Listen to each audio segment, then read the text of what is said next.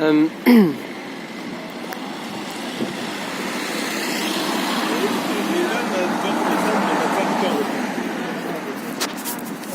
sommes le jeudi 29 novembre, il est 12h47, je fais une vidéo un peu comme ça.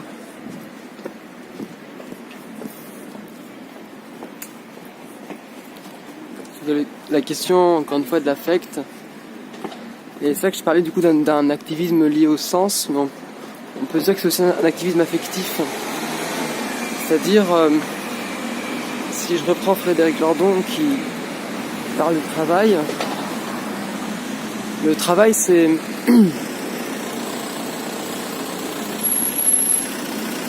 lié à une certaine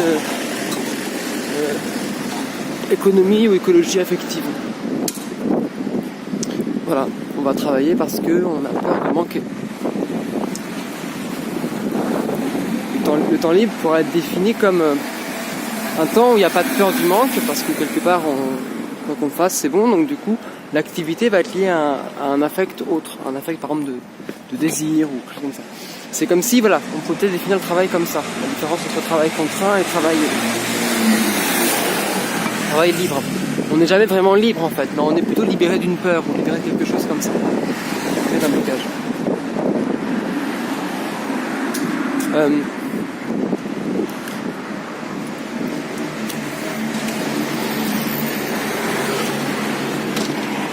Donc c'est comme si on était enchevêtré dans un ensemble d'affects, de peur, de désir, de honte, de plein de choses comme ça. Qui se liaient les uns aux autres et qui conditionnaient aussi notre manière de faire. Là par exemple, si je me lève le matin, mais si par exemple voilà, je traîne un peu le matin, mais je traîne le matin parce que j'ai pas trop envie en fait d'aller à l'école, mais en même temps le fait que je vais aller manger au Crous pour midi, parce qu'après ça va fermer, après 14h c'est fermé, donc faut que je me lève pas trop tard, faut quand même que je me prépare un peu et que j'y aille pour manger, si je veux manger un repas pas cher. Donc du coup le Crous ici m'oblige un petit peu à aller à l'école, c'est une motivation par exemple. Donc, ça. Mais je me disais par exemple, c'est vrai que les fois où j'allais à l'école et où je me motivais à aller à l'école par exemple, c'était aussi parce que je me disais sur le chemin je vais m'acheter un croissant ou un truc avec du sucre. Donc du coup c'était le sucre ici qui faisait vecteur de motivation un petit peu et qui était situé dans un endroit donné.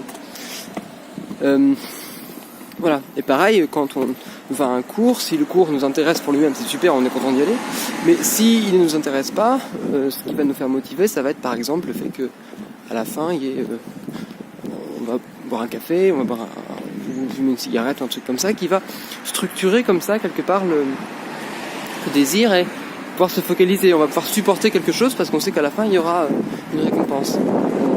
On active nous-mêmes notre propre circuit de récompense en fait. Et puis il y a aussi quelque chose évidemment qui est que si on va pas en cours ou si on va pas au travail, il y a la peur de manquer d'argent et donc qui va être la première peur aussi, celle-ci. Donc voilà, il y a un ensemble d'affects ici qui structure ça et qui structure aussi un mode de vie qui fait que on est un peu des fois bloqué dans une routine parce que ces affects-là nous relient les uns aux autres, enfin nous relient en fait à un mode de vie, à un monde qui structure comme tel et qui donne du sens aussi, qui fait que voilà. Par exemple, enfin, ça va. Si par exemple je veux écrire, je me rends compte là, c'est que si je veux écrire, si je veux faire une musique ou un truc comme ça, ça marche que parce que justement je vais avoir une énergie ou je sais pas comment dire, mais un truc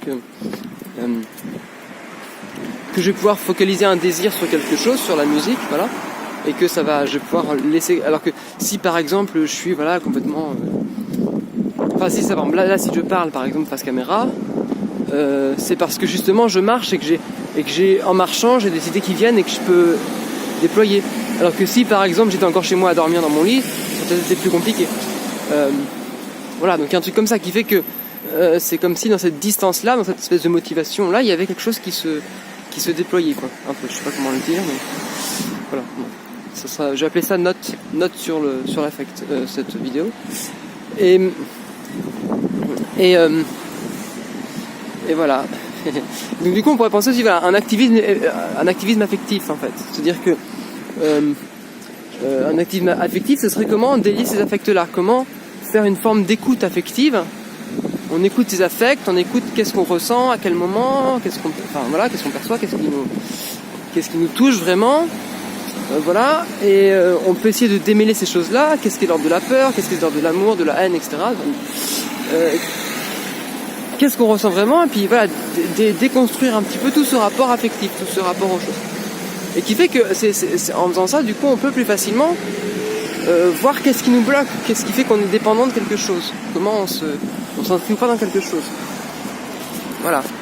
Dans le rapport à l'école, par exemple, le rapport à l'école que j'ai, le rapport aux institutions que j'ai, le rapport au travail que j'ai, et comme pour beaucoup de gens, il est complexe. Il est assez complexe, parce qu'il touche à la fois l'école, mais il touche aussi la survie, il touche aussi une place sociale, il touche les questions de dépendance économique, de peur de la solitude, de peur d'être isolé, de la question du sens aussi, la question d'avoir quelque chose à...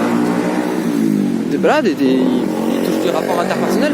Donc il y a beaucoup de choses en fait qui sont liées à ça. Et quelque part, forcément, c'est pas facile à bien comprendre, à tout déconstruire un peu.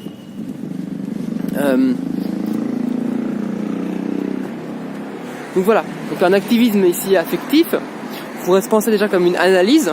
On pourrait faire une analyse affective, c'est-à-dire analyser ce qui se passe, comprendre. Alors il y aurait des outils pour ça qu'on pourrait mettre en place. Alors ce que j'essaie de mettre, là j'utilise beaucoup merde, j'ai plus de batterie moi. Des vidéos là d'hypnose qui marchent très très bien. Des gens qui font de l'hypnose interposée et ça permet de faire de l'écoute corporelle et de voir où sont corporellement les émotions, où est-ce qu'elles sont situées et à quoi elles renvoient. Parce qu'en plus à ça se lie aussi une mémoire émotionnelle, une mémoire affective qui s'est mis dans le corps ou dans l'esprit, je sais pas, mais en tout cas on sent vraiment c'est très tout le mouvement de la libération émotionnelle là-dessus, il est assez une sorte de rapport psychosomatique, il est très très intriguant en fait. Voilà, donc à des outils qui sont à la fois corporels mais aussi psychiques quoi, en fait, inconscients. Et puis une fois qu'on a cette analyse là, voilà, comment du coup peut-être aussi provoquer des affects, la question, c'est là où l'art aussi peut être un outil intéressant, hein, l'art comme outil qui produit des affects, hein, qui produit quelque chose, qui produit mais qui va révéler des affects, qui va essayer de les mettre en forme, les mettre en jeu, puis on se dit ah oui d'accord, ok, c'est ça que je ressens finalement par rapport à ce truc là. Et dans l'idée que les affects on les connaît pas en fait, on est agi par eux mais on n'arrive pas à les comprendre ni à les analyser vraiment, donc ce sera un peu tout ça.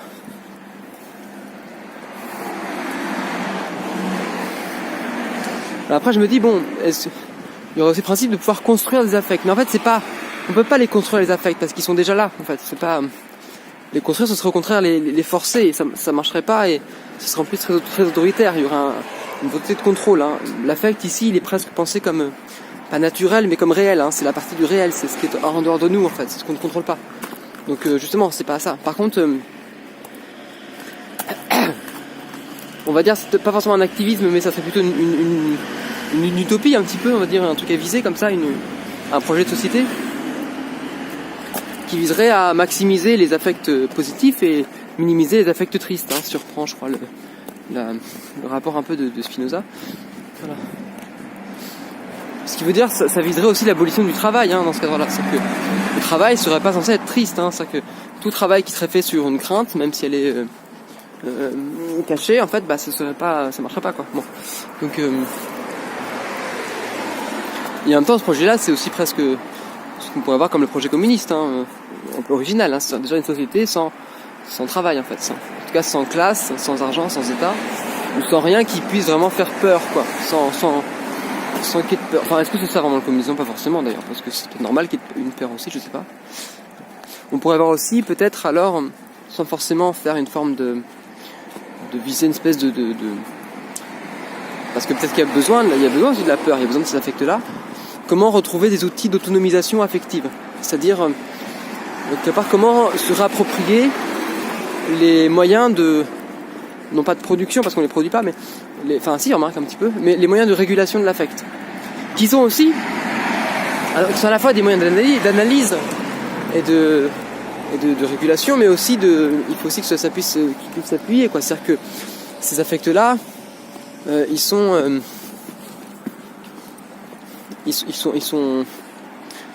inscrits dans quelque chose qui est matériel. C'est-à-dire que si j'ai peur d'être viré de l'école, ou j'ai peur de pas avoir un boulot plus tard qui me permet de survivre, c'est parce que précisément j'ai peur d'avoir à survivre et d'avoir à souffrir, par exemple, ou à mourir, ou un truc comme ça.